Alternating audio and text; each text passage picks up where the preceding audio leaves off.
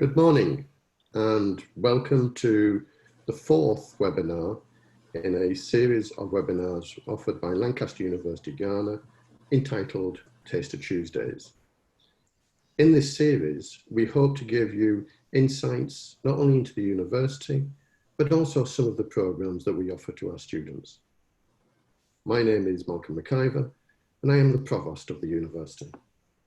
Now, for those of you who are not familiar with Lancaster University, I should briefly tell you that it is a collaboration between the Transnational Academic Group, who, as well as having the university in Ghana and a college in South Africa, also have a university in Dubai in partnership with Curtin University.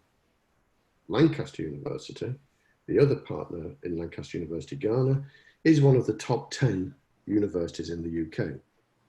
Awarded University of the Year in 2018 and International University of the Year in 2020, Lancaster has also been awarded the Gold Standard for Teaching and Excellence in the TEF Awards in the UK.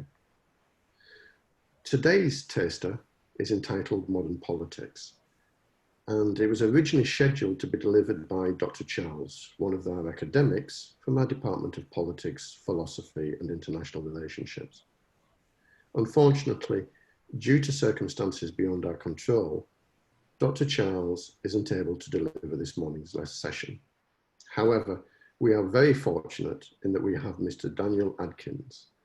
Dan is not only the group CEO for Transnational Academic Group, he is also the CEO of Curtin Dubai. So without further ado, I would like to introduce you to Mr. Daniel Adkins. Thank you, Dan. Over to you. Thank you, Malcolm. Thank you all for joining us today for this Taster Tuesday session. And today we're going to be talking a little bit about modern politics. And I want to share with you some thoughts on the state of the world and how you can make it better. I think we can all agree some things are wrong in the universe, or in the world. In 2010, just 388 people had wealth equal to the least wealthy 50% of the world's population. By 2017, it was down to just 8 people. In fact, just 16,000 people have as much wealth as the entire rest of the world combined. Does this seem fair? Nearly 80% of the world's population suffers from food insecurity, with just over 15% having severe food insecurity. Yet in many countries, obesity is at the highest level ever recorded. Does this seem fair? Crime is rampant around the world, with over 50% of the world's population living in areas classified as high crime. Does this seem right? And the United States is trying to have a hegemony over the entire world. This includes things like keeping you from taking water on an airplane, to making banks around the world spend billions of dollars each year to act as tax collectors for the US. Does this seem right? Something's wrong when a racist like Donald Trump can be president of the United States and can insult the great countries across Africa while claiming that the US is number one. Well, in some ways he's right. The US is number one. In the number of people in prison per capita, as you notice, it kind of went right off the chart. Compared to any other country on earth, the US is certainly number one in police brutality and the killing of young Black men. And of course, in COVID-19 cases and deaths due to a complete failure to handle the crisis appropriately. So if something's wrong, let's try and figure out why. And to do that, we need to take a little look at the history of government. Since humans first walked on Earth, there's been a need for someone to govern and keep order. From the first families till the present, every family has some form of governance, usually ruled by the parent or parents. When people got together into tribes, because this conferred a survival advantage, there was a need for tribal leaders, like these in the Lakota tribe. With the advent of first agriculture and then industry, people came together into villages, towns, and cities, and each of these needed someone to govern them. And over the past 2,000 years, states have formed, bringing together huge numbers of people and the need for very sophisticated, multi-layered government. Given the need for states to be able to work together for their greater good, superstate entities were also formed. Things like the African Union, the United Nations, the World Bank and the International Monetary Fund, and the International Court of Justice and the World Court, among many others. But the question is, why do we need government? Why have we needed government since the beginning of time? And what is it that government does for us? So let's talk a little bit about the purpose of government. This is going to sound bizarre to you, but if you really think about it, it is true. The first and most important purpose of government is to have a monopoly on violence. As Max Weber said, a government is an institution that holds a monopoly on the legitimate use of violence. And you're probably saying, wait, how can that be the most important purpose? Well, first, to have a monopoly on violence, the government must protect the people, its citizens, from any foreign power harming them in any way, which historically has always required either the threat of violence or the use of violence. So in order to maintain that monopoly on violence, the government has to provide for the common defense. Secondly, despite what the founders of the United States said, there is no such thing as an inalienable right. A person's right to do anything, including just being alive, is entirely dependent on someone being willing and able to enforce that right through violence if necessary. History is filled with examples of people's rights and property being taken away unjustly, and those rights only being restored by violence or the threat of violence. Examples of this would be the Holocaust or even the Rwandan genocide. And of course, you can take that down to day-to-day occurrences.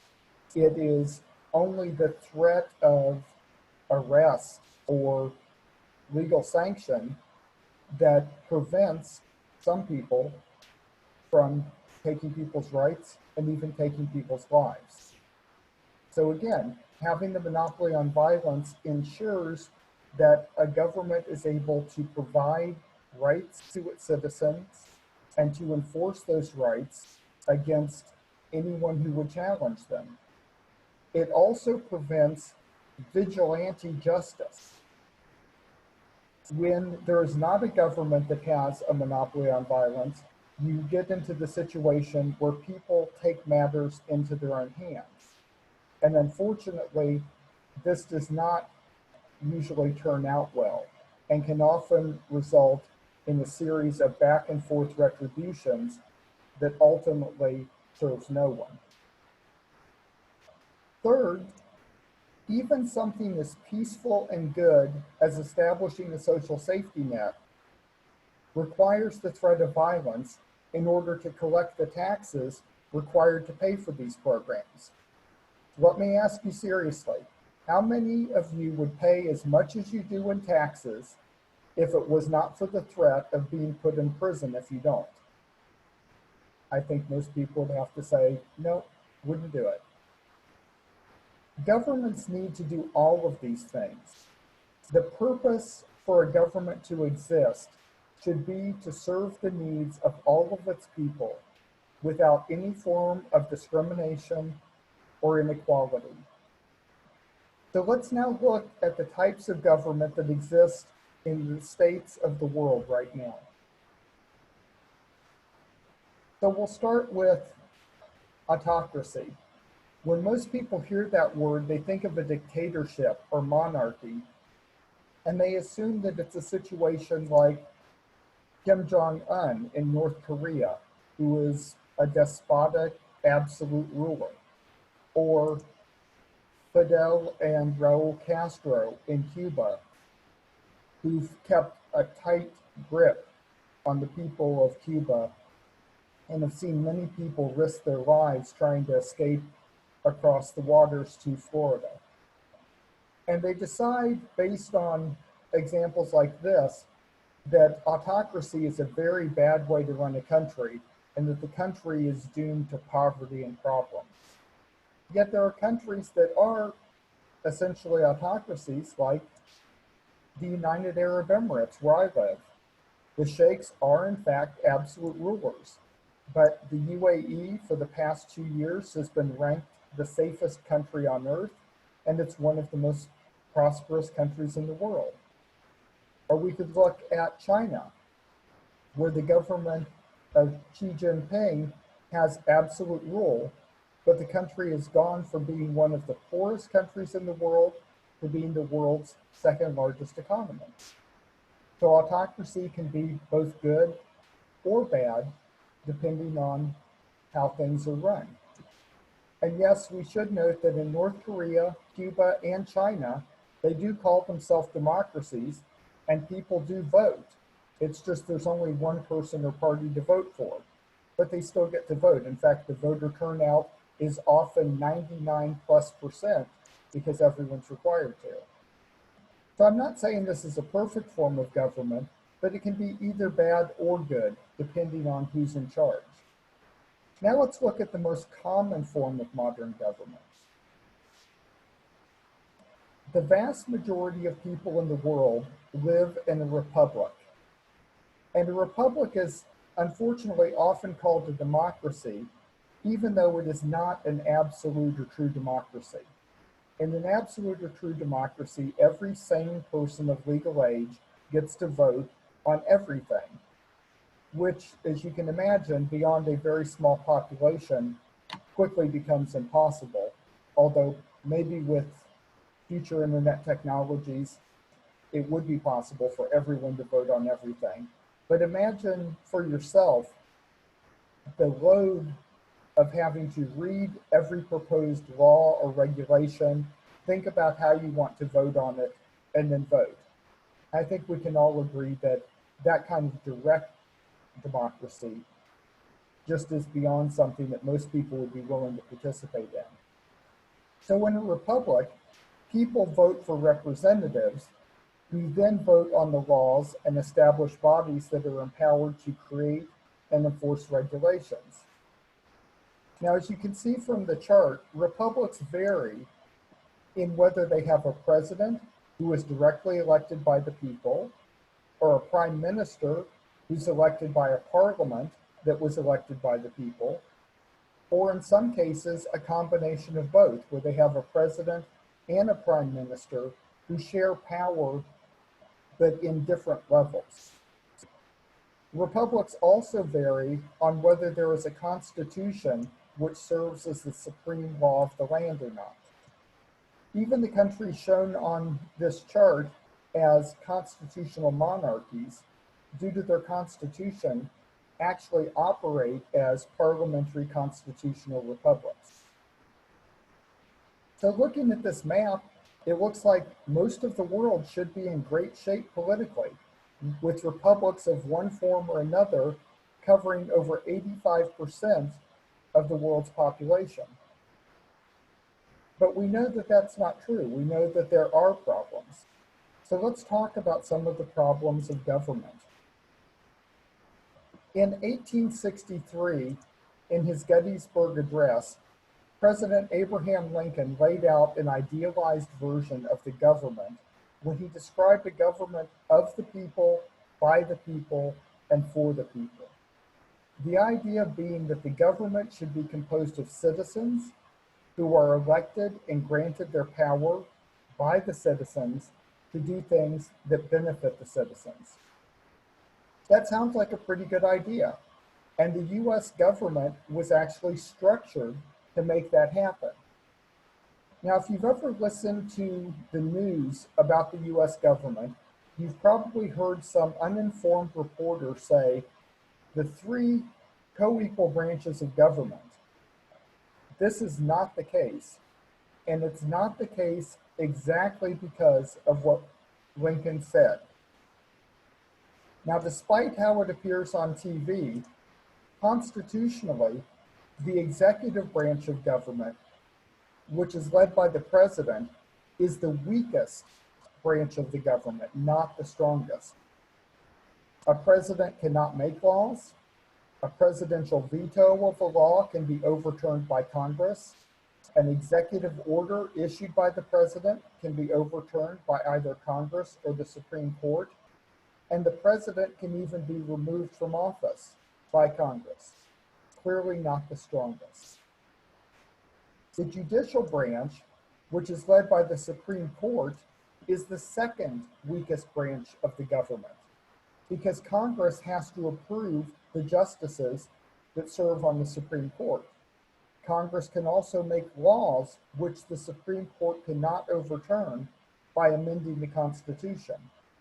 And Congress has the authority to remove justices from the Supreme Court.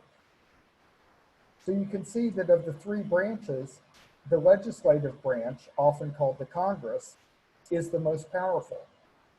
And you might be thinking, why is that? And what does that have to do with Lincoln? Well, it comes down to numbers. Think about this carefully.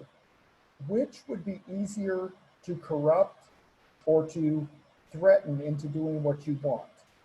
One person who was leading the executive branch, 9 people leading the judicial branch, or 535 people leading the legislative branch. The entire point of the way the US government was set up was to make sure that no person and no entity could corrupt or threaten enough members of the government to get the government to act other than in the best interest of the people. Unfortunately, in 1888, just 25 years after Lincoln, President Hayes noted, "This is a government of the people, by the people, and for the people no longer. It is a government of corporations, by corporations, and for corporations." And this is, of course, before there were $100 billion or trillion-dollar corporations like Apple. When the founders of the United States established the country, what they did not count on, what they couldn't imagine, were corporations that would have so much money that they could essentially buy more than half of the 535 members of the legislative branch, either directly through corruption money or indirectly through campaign contributions, which are essentially the same thing when they come from corporations. So the first problem of government is the golden rule. No, not the golden rule that your parents taught you, the real golden rule, which is whoever has the gold makes the rules. This problem will only be fixed when corporations and even political action committees are barred from making any form of political contribution, and the contribution of individuals are limited to prevent the rich from having an undue influence.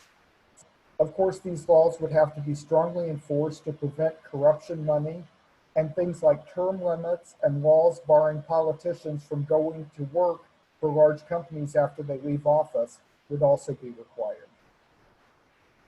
The second problem of government is known as the tyranny of the majority. Thomas Jefferson, one of the founders of the United States, said it well. He said, "A democracy is nothing more than mob rule, where 51% of the people may take away the rights of the other 49%. Or to put it more simply, democracy is when 2 wolves and a sheep vote on what's for dinner." you can see how this would be a problem. This kind of tyranny of the majority is only prevented by having a strong constitution which fully protects the rights of any group that finds itself in the voting majority, and then strong enforcement of that constitution. At this point, there is really no country on earth that has gotten this exactly right, especially the country that likes to hold itself up as the leader of the free world. They definitely have not gotten this right. These, of course, are not the only problems of government, but they're the two biggest. When you study politics and international relations at Lancaster University, Ghana, you will study all of the things that were talked about today and many more things that you never knew about how the world actually works. You'll learn about all of the different career options that you could go into with a degree in politics and international relations, ranging from everything from being the president of your country to being an ambassador to working for a corporation and handling its international relations and international strategy.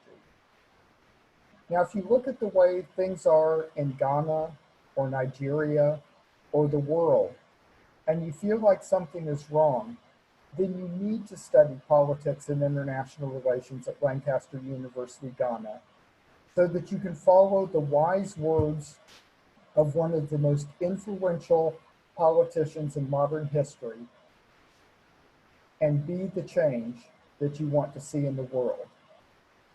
So if you're tired of the injustice in the world and you want to make a difference, you need to take the first step and either talk to one of our admissions representatives today, fill out your application on our website at www.lancaster.edu.gh, email your admissions representative at admissions@lancaster.edu.gh, or call them at 0302-747-700. I thank you, and I look forward to welcoming all of you to the Lancaster Ghana family. Professor Malcolm? Thank you very much for that, Dan. That was both interesting and thought-provoking. I certainly enjoyed it, and I certainly learned something new. I could particularly relate to your quote about the two wolves and the sheep voting on dinner. As many of you will be aware, in the UK there was a vote on Brexit in which 51% voted to leave and 49% voted to stay. And whilst many people talk of it as democracy, it has caused a lot of problems in the UK. Could I now ask those people present to put any questions that you may have to Dan? You can use the Q&A function to pose a question, and Dan will be very happy to take those questions. If you have any questions relating to the programs or other programs or the admission process, please feel free to ask them as well. We have people on standby who are willing and able to answer those questions. So if you have enjoyed this taste of what we do at Lancaster University and would be interested in learning more about what we offer, please pose your questions now. Alternatively, you can find our contact details on the screen, or you can also find them on the website. The first question that has come up is, if I have an interest in international relations, how will this course help me? So the course at Lancaster Ghana will help you understand politics, which of course helps you understand the governments in which you're going to have to operate, the policies that you're going to have to deal with, some of the challenges that you might face dealing across international boundaries. And then within international relations, you'll learn about things like dealing with protocol officers. You'll learn how to deal with the different policy arms of different governments, how to deal with situations where the regulations in the country where you're working or the country where your company is home office differ from the company that you're trying to do business in, possibly even conflict with that. You'll learn about dealing with things like how do you deal with corruption policies when you're dealing in a country where that's the only way to get things done, things of that nature. So it will give you a really broad understanding of international relations and could set you up well to either handle that for a company or possibly act as an ambassador or trade representative for your government. There's a question, is politics in LUG international or just Ghana, West Africa based? It is international, but of course, as a top UK university, it definitely has a bit of UK flavor to it. But in reality, if you're dealing with international politics, it has to be the whole world.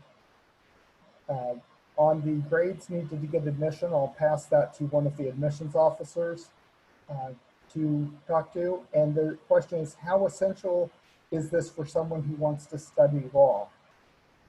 It really depends on which kind of law you want to practice once you go into practice.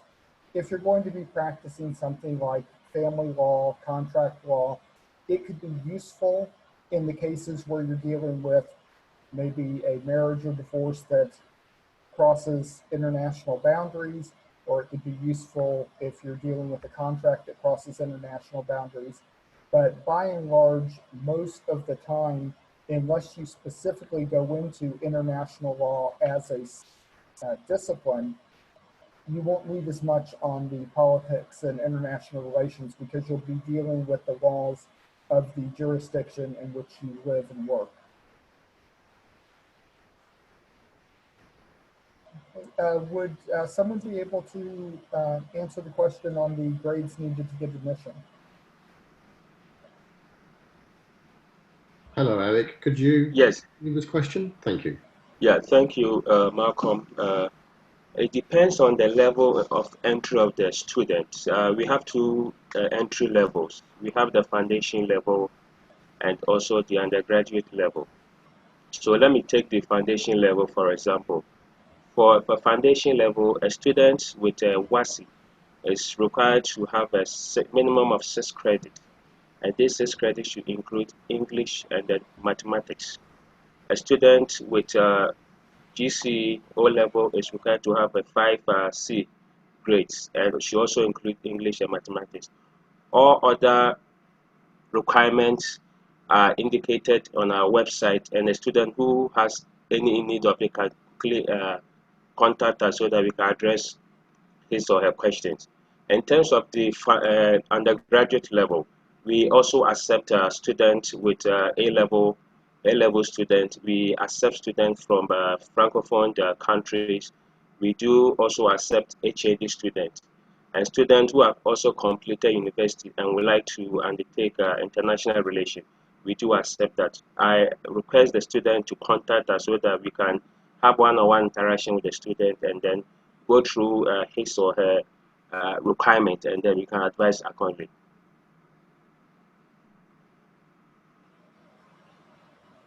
Thank you very much. Okay. Do we have any further questions? Okay. If we have no further questions, then all that falls for me to do is to say thank you very much to Dan for his interesting session. And thank you very much to all of you who joined us today. As I said earlier, if you want to know anything else about Lancaster University Ghana, about the programs that we offer, and what we can do for you, then please don't hesitate to contact us. This has been the 4th in a series of Tuesday Tasters, and there will be more in the weeks ahead. So we look forward to seeing you then, and hopefully we look forward to seeing you at Lancaster University as one of our students in the not too distant future. Thank you very much to everybody for today. Take care and stay safe. Thank you.